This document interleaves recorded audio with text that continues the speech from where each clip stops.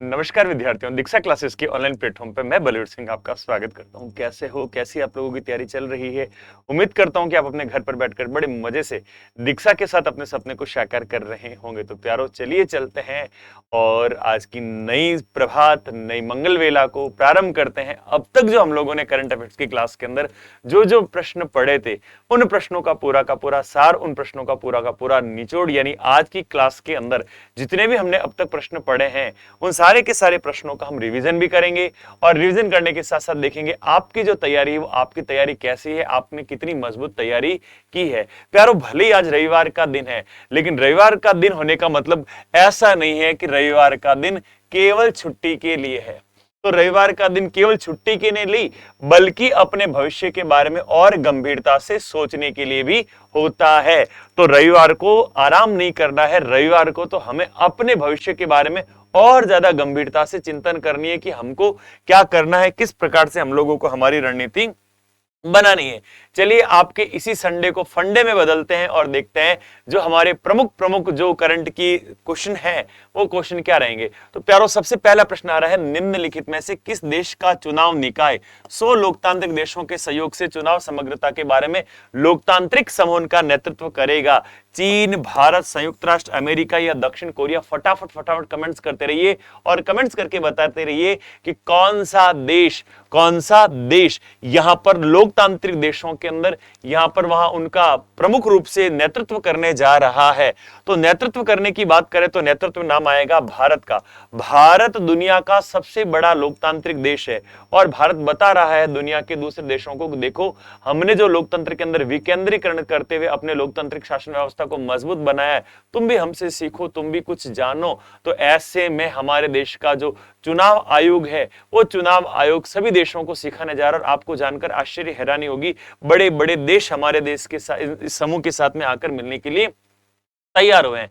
भारत के मुख्य चुनाव आयुक्त कौन है? हम लोगों ने पढ़ा था, मुख्य चुनाव आयुक्त है राजीव कुमार जी। चलिए चलते हैं अगले प्रश्न की तरफ। अगला प्रश्न आ रहा है, हाल ही में इंडिगो एयरलाइंस के नए मुख्य कार्यकारी अधिकारी यानी सीईओ के रूप में किसे चुना गया है? राहुल भाटिया को, एम दामोदरन को, पीटर एल्बर्ट्स को या रोनोजाई दत्ता को? तो प्यारो, हम लोगों ने बात की थी कि इंडिगो एयरलाइंस ने अपने नए सीईओ के रूप में किसे चुना है? फटाफट कमेंट्स आने चाहिए। और नए सीईओ के रूप में चुना गया है पीटर एल्सबर्ग को। किसको चुना गया है? पीटर एल्बर्ट्स को यहाँ पे नया इंडिगो एयरलाइंस ने अपना सीईओ चुना है। भारत के अंदर सबसे अधिक घरेलू उड़ान उपलब्ध करवाने वाली जो विमान कंपनी है, वो विमान कंपनी कौन सी है? Indigo airlines. और इस इंडिगो एयरलाइंस के नए सीईओ बन जाते हैं पीटर एल्बर्ट्स। कौन बन जाते हैं? पीटर एल्बर्ट्स इसके नए सीईओ बन जाते हैं। फिर प्रश्न आ रहा है, भारत ने किस देश के साथ ओल्ड कॉल्डर कम्युनिटी सेंटर के पुनर्निर्माण परियोजना पर एक समझौता ज्ञापन पर हस्ताक्षर किया है? इराक, रूस, सेंट विंसेंट ग्रेनेडाइस या फिर अमेरिका? हम लोगों ने पढ़ा था कैरिबियाई द्वीप समूह के अंदर द्वीपीय देश है, और द्वीपीय देश कौन से हैं? यहां पर है सेंट विंसेंट और ग्रेनेडाइस।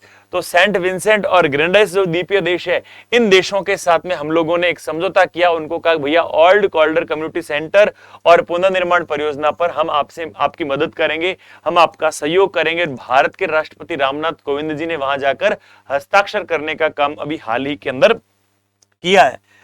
फिर अगले प्रश्न की तरफ बढ़े। देखिए अगले प्रश्न को क्या पूछ रहा है। अगला प्रश्न, निम्नलिखित में से किस स्थान पर सिक्किम के वाणिज्य और उद्योग विभाग ने सिक्किम जैविक खाद्य शिखर सम्मेलन का आयोजन किया? युक्सोम में, लाचेनगांव में, गंगटोम में या सिंगिंग के अंदर? तो देखो, सिक्किम के अंदर अभी हाल ही के अंदर वाणिज्य और उद्योग विभाग ने जो सिक्किम जैविक खाद्य शिखर सम्मेलन का आयोजन किया है, वो सिक्किम खाद्य जैविक शिखर सम्मेलन का आयोजन कहाँ किया है? वो आयोजन हुआ है गंगटोक के अंदर। कहां हुआ? गंगटोक के अंदर। और इसका उद्घाटन किसके द्वारा किया गया? तो सिक्किम राज्य के अंदर बिजली और श्रम मंत्री जो थे एम.एन. शेरपा, किसके द्वारा उद्घाटन हुआ है? एम.एन. शेरपा के द्वारा। ये एम.एन. शेरपा है कौन? तो एम.एन. शेरपा है श्रम व बिजली मंत्री। कौन है? श्रम व बिजली मंत्री। और श्रम व बिजली मंत्री एम.एन. शेरपा के द्वारा इसका उद्घाटन किया गया है। फिर बढ़े हम लोग हमारे अगले प्रश्न को देखें। अगला प्रश्न कह रहा है, हाल ही में EAC, PM और इंस्टीट्यूट फॉर कॉम्पिटिटिवनेस द्वारा आयोजित एक वेबिनार में भारत असमानता की स्थिति रिपोर्ट किसने जारी की है? निर्मला सीतारमण ने, अश्विनी वैष्णव ने, पीयूष गोयल ने या डॉक्टर विवेक देवराय ने? तो इसमें राइट कौन होगा? इसमें राइट होगा डॉक्टर विवेक देवराय। डॉक्टर विवेक देवराय क्या करते हैं? इसकी रिपोर्ट जारी करते हैं और रिपोर्ट जारी करके बताते हैं कि देखो किस प्रकार से हमारे यहाँ पर जो असमानता है वो असमानता की स्थिति बढ़ रही है। फिर हम लोग बढ़े अगले प्रश्न की तरफ। 16वीं बार माउंट एवरेस्ट पर चढ़ने वाले पहले गैर नेपाली व्यक्ति कौन है?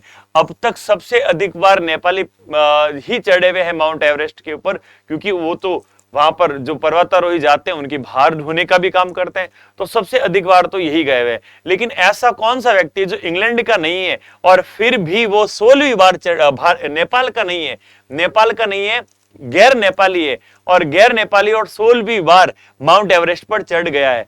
Edmund Hillary, captain cool, Sherpa Tenzing या कामी रीटा या फिर कामी रीटा?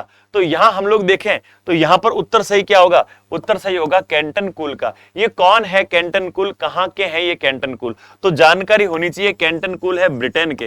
कहां के हैं? ब्रिटेन के। फिर ये एडमंड हिलेरी और शेरपा तेंजिंग कौन है? ये दोनों है सबसे पहली बार माउंट एवरेस्ट पर चढ़ने वाले। तो माउंट एवरेस्ट पर चढ़ने वाला पहला अगर कोई व्यक्ति है, पर चढ़ने वाले प्रथम व्यक्ति, और माउंट एवरेस्ट पर चढ़ने वाले प्रथम व्यक्ति का नाम क्या है? एडमंड हिलेरी, जो कहां के थे? न्यूजीलैंड के। जो कहां के थे? न्यूजीलैंड के। और इनके अलावा नाम आता है शेरपा तेंजिंग, जो कहां के थे? नेपाल के। जो कहां के थे? नेपाल के। ये दो व्यक्ति है जो सबसे पहले माउंट एवरेस्ट पर चढ़े थे। फिर हम बढ़े हमारे अगले प्रश्न की तरफ। तो अगला प्रश्न कह रहा है कौन से राज्य ने इंदिरा गांधी शहरी रोजगार गारंटी योजना प्रारंभ की है? देखो, महात्मा गांधी राष्ट्रीय ग्रामीण रोजगार योजना तो हम देखते हैं, सुनते हैं, पढ़ते हैं, लेकिन अब हाल ही के अंदर एक राज्य ने शहरी क्षेत्र के अंदर गारंटी से रोजगार देने की एक योजना प्रारंभ की है। वो राज्य कौन सा है? तो वो राज्य है राजस्थान। और राजस्थान के मुख्यमंत्री अशोक गहलोत के द्वारा घोषणा की गई है कि हम शहरी क्षेत्र के अंदर, राजस्थान के अंदर शहरी क्षेत्र के अंदर रहने वाले जो लोग हैं, उन शहरी क्षेत्र के अंदर रहने वाले लोगों को हम 100% रोजगार मुहैया करवाएंगे, उनको उपलब्ध करवाएंगे। इसमें सड़क सुरक्षा, सड़क की सफाई, गंदगी का निस्तारण, कूड़ा कचरा का संग्रहण, वृक्षारोपण इत्यादि जो कार्य होंगे वो सारे के सारे कार्य इसके अंदर चलाए जाएंगे, इसके अंदर होंगे। फिर बढ़े हम लोग हमारे अगले प्रश्न की तरफ। तो अगला प्रश्न क्या कह रहा है? अगला प्रश्न कह रहा है किन दो देशों की नौसेनाओं के मध्य अभी हाल ही के अंदर कोऑर्डिनेट पेट्रोल यानी कॉर्पोरेट अभ्यास हुआ? भारत म्यांमार, भारत बांग्लादेश, भारत श्रीलंका या फिर भारत सिंगापुर? तो देखो यहां पर हम लोग बात करें अगर इस कॉर्पोरेट की, तो ये किस किस के बीच में हुआ? ये हुआ भारत और बांग्लादेश की सेना के बीच में। भारत और बांग्लादेश की सेना ने किया है। तो क्या कभी भारत और म्यांमार की सेना ने भी किया था? बिल्कुल किया था। किस नाम से हुआ था? इमनेक्स के नाम से हुआ था। इमनेक्स के नाम से इनके बीच में युद्ध अभ्यास हुआ था। तो क्या भारत श्रीलंका के बीच में हुआ? बिल्कुल हुआ। किस नाम से हुआ? तो उसको सेलनेक्स कहा गया। उसको क्या कहा गया? सिलनेक्स कहा गया है। फिर भारत सिंगापुर के बारे में बात करें, बिल्कुल इनके बीच में हुआ है। किस नाम से हुआ है? तो इसको क्या कहा जाता है? इसको कहा जाता है सिम्बेक्स। इसको क्या कहा गया? इसको कहा गया है सिम्बेक्स। सिम्बेक्स नाम से इसको जाना गया है। अब अभ्यास किसका हो रहा है? नौसेना का हो रहा है। तो नौसेना दिवस कब मनाया जाता है? 4 दिसंबर को। कब मनाया जाता है? 4 दिसंबर को। और 4 दिसंबर के दिन मनाया जाता है ये नौसेना दिवस, नेवी डे। नेवी डे पूछ लिया जाए कब मनाया जाता है, तो नौसेना दिवस मनाया जाता है 4 दिसंबर को। याद रख लीजिएगा, गांठ बांध लीजिएगा इन प्रश्नों के। अब बढ़े हम लोग अगले प्रश्न की तरफ। तो हम लोगों ने पढ़ा था पेटीएम का नया सीईओ बना है, और कौन बने हैं पेटीएम के नए सीईओ? हमारे पास में मधु देवड़ा, विजय शेखर शर्मा, अजय त्यागी और यूके सिन्हा, इनका नाम आया है। अब देखो पेटीएम का नया सीईओ बना कौन है? तो पेटीएम के नए सीईओ का नाम आता है विजय शेखर शर्मा। क्या नाम आएगा? विजय शेखर शर्मा। ये विजय शेखर शर्मा इस पेटीएम के संस्थापक भी है। ये कौन है? ये इसके संस्थापक भी है। फिर हम बात करें मधुर देवड़ा के, तो मधुर देवड़ा कौन है? मधुर देवड़ा है इसके अध्यक्ष। मधुर देवड़ा कौन है? मधुर देवड़ा है इसके अध्यक्ष, पेटीएम के अध्यक्ष।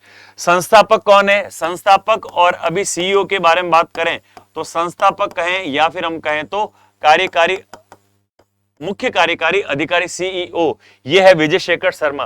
फिर नाम आता है अजय त्यागी का। ये अजय त्यागी कौन है? तो अजय त्यागी के बारे में बताया गया, ये है सेबी के प्रमुख। ये कौन है? यह है सेबी के प्रमुख। और फिर नाम मिलता है यूके सिन्हा का। यूके सिन्हा कौन है? तो ध्यान रखना, यूके सिन्हा यूटीआई का जो म्यूचुअल फंड है, उस म्यूचुअल फंड के ये प्रबंधक निर्देशक है, एमडीजी है। ये कौन है? यूटीआई म्यूचुअल फंड के ये है प्रबंधक निदेशक। कौन प्रबंधक निदेशक है? यूके सिन्हा। लेकिन हमारा प्रश्न क्या था? हमारा प्रश्न था पेटीएम के सीईओ कौन है?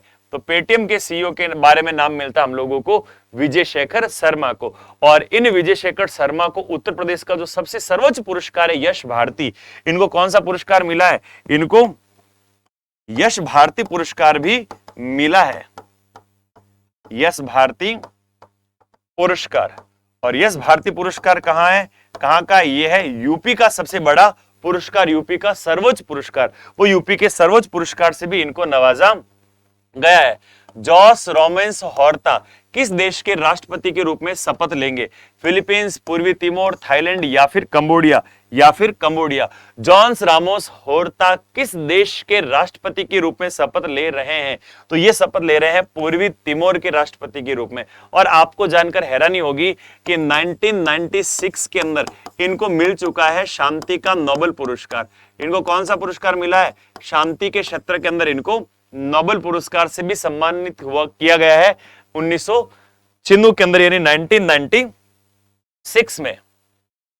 फिर अगला प्रश्न, भारतीय रेलवे ने किस भारतीय प्रौद्योगिकी संस्थान के साथ मिलकर देश की पहली स्वदेश निर्मित हाइपरलूप प्रणाली विकसित की है? IIT Madras, IIT Delhi, IIT Bombay या फिर आईआईटी कोलकाता? तो यहां हम लोग बात करें ये हाइपरलूप प्रणाली। ये हाइपरलूप प्रणाली क्या है? हम लोगों ने बात की थी, ये चुंबकीय प्रणाली है, चुंबकीय प्रणाली पर आधारित है। इसमें रेल चलेगी नहीं, रेल तैरेगी।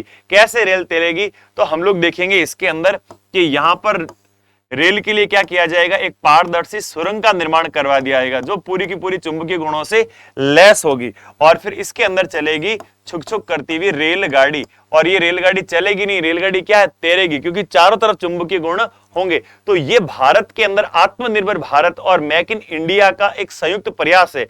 और ये प्रारंभ किसके द्वारा किया गया है? ये किया गया आईआईटी मद्रास के द्वारा। किसके द्वारा प्रारंभ किया गया? ये प्रारंभ किया गया आईआईटी मद्रास के द्वारा।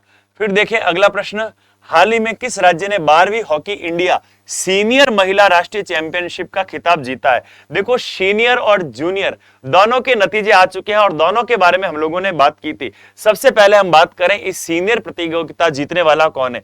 तो सीनियर प्रतियोगिता को जीतने वाला है उड़ीसा। किसको हराकर जीता है उड़ीसा? तो इसमें कर्नाटक को हराया है।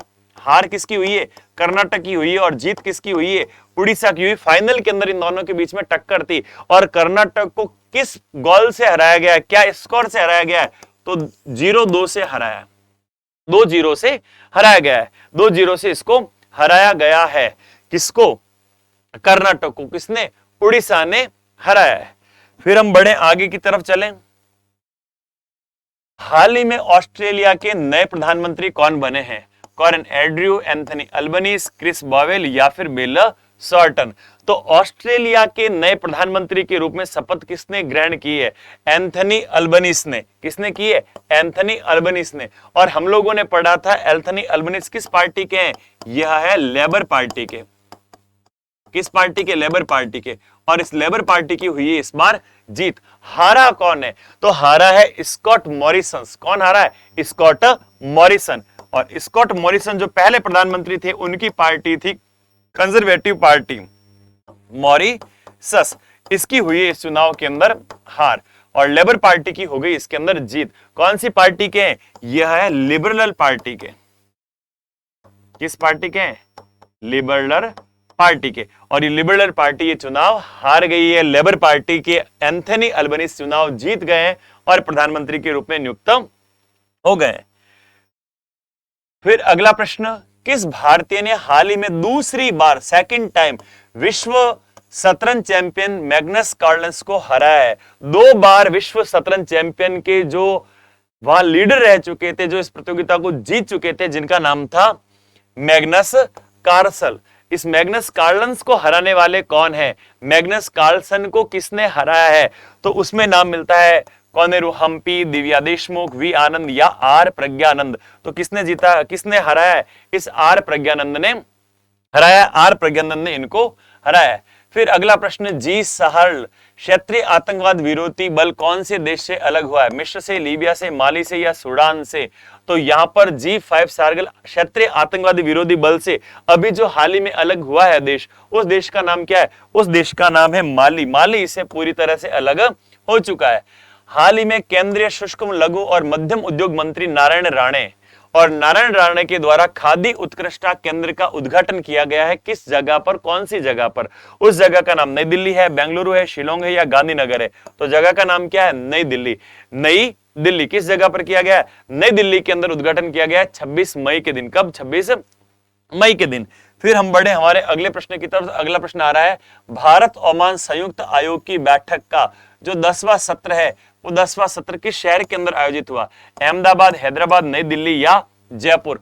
अब देखो, भारत और ओमान की आपस के अंदर बैठक हो रही है, और भारत और ओमान की आपस के अंदर बैठक हो रही है, तो इसका जो 10वां सत्र है, वो 10वां सत्र कब, कहां आयोजित हो रहा है? वो हो रहा है दिल्ली के अंदर, नई दिल्ली के अंदर। भारत की तरफ से कौन जा रहे हैं? भारत की तरफ से जा रहे हैं हमारे रेल और वाणिज्य मंत्री जो है पीयूष गोयल जी। ओमान से कौन आया? ओमान से आया ओमान का सुल्तान। नाम क्या है? केस बिन मोहम्मद उल यूसुफ। क्या नाम है? केस बिन मोहम्मद उल यूसुफ। ये यहां पर आया है अपने 48 सदस्यों के साथ में, और दिल्ली के अंदर ये ओमान का सुल्तान करेगा पीयूष गोयल के साथ में मुलाकात। फिर अगला प्रश्न, हाल ही में निम्नलिखित में से किस राज्य ने महाबलीपुरम में सीमा शुल्क और CGST के मुख्य आयुक्तों का वार्षिक सम्मेलन आयोजित किया गया? महाबलीपुरम में हुआ है। तो हमको तो ऐसे ही पता होना चाहिए कि महाबलीपुरम है कहां। तो महाबलीपुरम है तमिलनाडु के अंदर। ये बैठक आयोजित करने के पीछे उद्देश्य क्या था? उद्देश्य यही था कि जो हमारे यहाँ पर कर से संबंधित आने वाली समस्या है, उस कर से संबंधित आने वाली समस्या पर हम निजात पाए। इस सम्मेलन का नाम क्या रखा गया है? तो ये जो सम्मेलन हो रहा है, इस सम्मेलन को क्या नाम दिया गया है? तो इस सम्मेलन को नाम दिया गया है संकल्प। इसको क्या नाम दिया गया है? इसको नाम दिया गया है संकल्प। संकल्प नाम दिया गया है इस सम्मेलन को। निम्नलिखित में से किसने सिविल एयरक्राफ्ट के लिए भारत में पहली बार wire electro hydraulic braking system विकसित किया है? Wire electro hydraulic braking system ये काम क्या करेगा? पहले तो ये समझ लो, ये गाड़ियों को रोकने का काम करता है। और अब किसको रोकेगा? ये सिविल एयरक्राफ्ट के लिए भारत के अंदर पहली बार ये इलेक्ट्रो हाइड्रोलिक का इस्तेमाल हो रहा है। ये किसके द्वारा किया जा रहा है? ये किया जा रहा है राष्ट्रीय एरोस्पेस प्रयोगशाला के द्वारा। अब हम बात करें राष्ट्रीय एरोस्पेस प्रयोगशाला की स्थापना कब हुई, तो इसकी स्थापना याद रखिएगा, इसकी स्थापना हो रही है 1 जून 1954। कहां पर? नई दिल्ली के अंदर। कहां पर स्थापना हो रही है? नई दिल्ली के अंदर। लेकिन प्यारों, इसका वर्तमान मुख्यालय पूछ लिया जाए तो बेंगलुरु के अंदर। और वो कब हुआ था? तो इसका जो मुख्यालय है, वो मुख्यालय स्थानांतरित कर दिया गया है अब बेंगलुरु। और मुख्यालय 1960 के अंदर किसको बना दिया गया है? मुख्यालय बना दिया गया है इस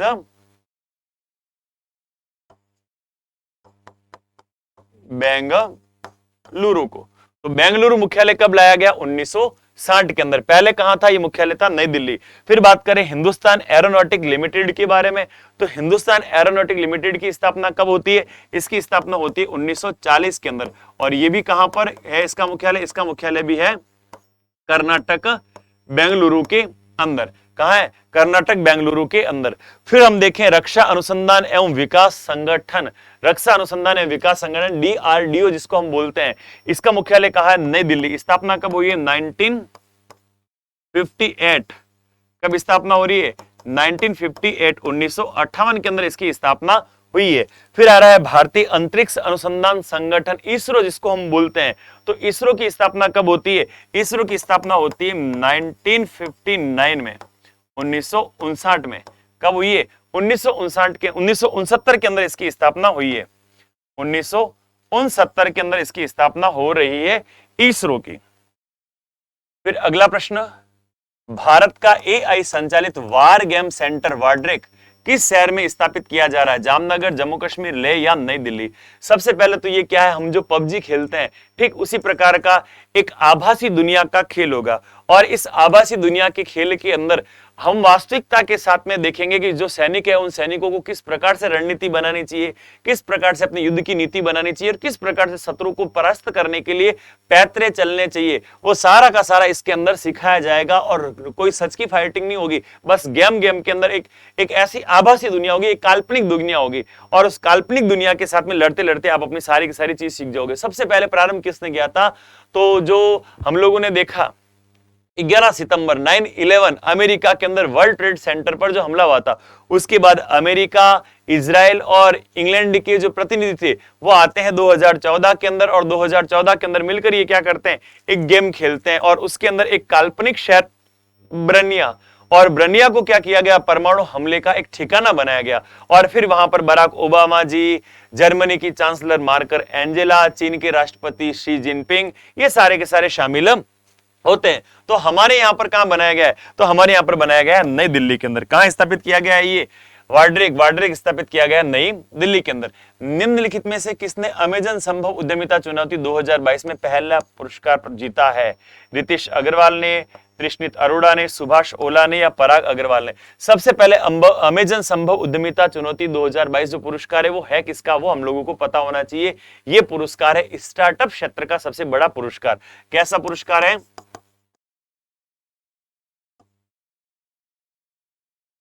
स्टार्टअप क्षेत्र का पुरस्कार है। और स्टार्टअप क्षेत्र का ये पुरस्कार पहली बार जो जीता, इस बार हम जीता है, वो इस बार जीतने प्रथम पुरस्कार जीतने वाला व्यक्ति कौन है? तो वो है सुभाष ओला जी। कौन है? सुभाष ओला जी। कितने रुपए मिलते हैं इस पुरस्कार के अंदर? इस पुरस्कार के अंदर मिलते हैं 40 लाख रुपए। कितने रुपए मिलते हैं? तो इस पुरस्कार के अंदर मिलते हैं 40 लाख रुपए, और ये 40 लाख रुपए जीतने वाले बन गए ये सुभाष ओला जी। चलिए चलते हैं अगले प्रश्न की तरफ बढ़ते हैं। अगला प्रश्न कह रहा है किस राज्य ने इंफाल के अंदर 12वीं हॉकी इंडिया सब जूनियर, देखो पहले हमने सब सीनियर पढ़ा था, अब हम बात कर रहे हैं सब जूनियर के बारे में। सब जूनियर राष्ट्रीय चैंपियनशिप 2022 जीतने वाली टीम कौन से राज्य की है? झारखंड, उत्तर प्रदेश, मध्य प्रदेश या हरियाणा? तो ये बाजी किसने जीती है? हरियाणा की। और सीनियर वाली किसने जीती थी? उड़ीसा ने। तो सीनियर उड़ीसा, और जूनियर जो है वो जूनियर जेके जा रही है हरियाणा। याद रखिएगा दोनों सीनियर जूनियर को। उसके बाद अपनी पुस्तक द हार्डेस्ट प्लेस के लिए विलियम ई कॉल्बी पुरस्कार किसने जीता है? विलियम ई कॉल्बी के नाम से पुरस्कार दिया जाता है। कौन से लोगों को पुरस्कार दिया जाता है? जो या तो सेना के से संबंधित कोई न्यूज कवरेज करते हैं, या फिर उनको विदेशी अंतरराष्ट्रीय मुद्दों की जानकारी होती है, ऐसे लोगों को ये विलियम ई कॉल्बी का पुरस्कार दिया जाता है। तो विलियम ई कॉल्बी का पुरस्कार किसको मिला है, किसको दिया गया है? तो ये दिया गया है वेरोनिका गुएर्निस को, एलन मार्गन को, पीटर जेंस को या वेस्ली मार्गन को। तो ये मिला है वेल्सी मार्गन को ये पुरस्कार दिया गया है। किसको दिया गया है? वेल्सी मार्गन को ये पुरस्कार दिया गया है। निम्नलिखित में से कौन ग्लोबल हेल्थ लीडर्स अवार्ड 2022 का विजेता है? भारत के आशा कार्यकर्ता, doctor Paul Farmer, doctor Ahmed हंकीर या उपरोक्त में सभी? तो देखो ये जो पुरस्कार है, ये पुरस्कार किसको प्राप्त हुआ है? ये पुरस्कार प्राप्त हुआ है भारत के आशा कार्यकर्ताओं को, डॉक्टर पॉल फार्मर को, डॉक्टर अहमद हकीम को, उपरोक्त सभी को। तो उत्तर सही होगा उपरोक्त सभी। अब देखो इस बार जो ग्लोबल हेल्थ लीडर्स का अवार्ड जो मिला है वो मिला है आशा कार्यकर्ताओं को। ये क्या है? ये सरकार के द्वारा मान्यता प्राप्त, ये सरकार के द्वारा मान्यता प्राप्त हेल्थ वर्कर से आंगनवाड़ी के अंदर ये कार्यरत होती है। तो इनको तो स्वास्थ्य की वजह से मिला है। डॉक्टर पाल की बात करें तो डॉक्टर पाल ने अभी जो वैवाहिक बलात्कार का मुद्दा है वो वैवाहिक बलात्कार का मुद्दा उछाला, इनको भी पुरस्कृत किया गया है। और डॉक्टर अहमद हंकीर, इन्होंने जम्मू कश्मीर के अंदर इन्होंने मुद्दा था उसको क्या किया है? उजागर करने का काम किया है। तो इन सभी को पुरस्कार दिया गया है। तो प्यारों ये तो थे हमारे आज के जो टॉप न्यूज के प्रमुख प्रश्न थे। वो प्रश्न आप लोगों ने देखा, पूरी क्लास को आप लोगों को उपयोगी लगी, आप लोगों के लिए जरूर फायदा करेगी, इस बात की मुझे पूरी पूरी उम्मीद भी है। अभी तक जिन लोगों ने दीक्षा कंपटीशन क्लासेस की यूट्यूब चैनल को सब्सक्राइब नहीं किया है वो सब्सक्राइब कर लीजिए, लाइक कर लीजिए और अपने अन्य साथियों को भी ये चैनल, इस चैनल्स के लिंक के बारे में, वीडियो के लिंक के बारे में आप शेयर करके उनको भी जानकारी दे दीजिए ताकि उनको भी पता चले। तो आप दीजिए मुझे अनुमति, मैं लेता हूं आप लोगों से विदा, लेकिन जाते जाते आप लोगों को फिर वही बात कहना चाहता हूं, तू हंस तो मुस्कुरा तो रोना कम कर दे, जिंदा है तो जिंदगी की नाक में दम कर दे। तो प्यारो दीजिए मुझे अनुमति। जय हिंद, जय भारत, धन्यवाद, राधे राधे।